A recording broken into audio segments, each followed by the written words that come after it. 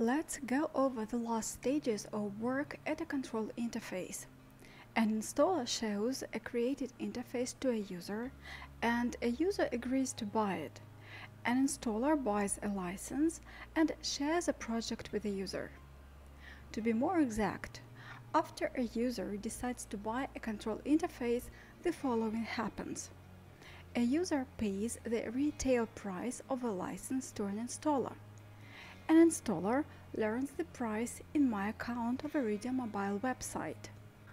After it, an installer buys a license for this automation project with a discount in My Account of iRidium mobile website.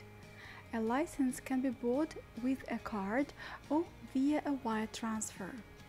Then an installer activates the license in the project. An installer can buy a license beforehand, for example, when his discount is larger, and let it wait till a user pays for the license. If the number of sub-devices in the bought license is not enough, an installer buys a required number of sub-devices.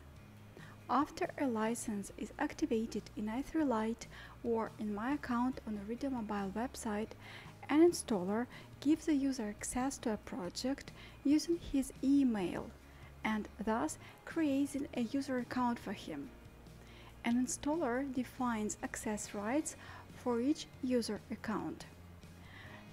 That is, an installer sets if a user can edit routines, schedules, modes, macros, if a user can change the style of the interface, move control widgets, and get push notifications.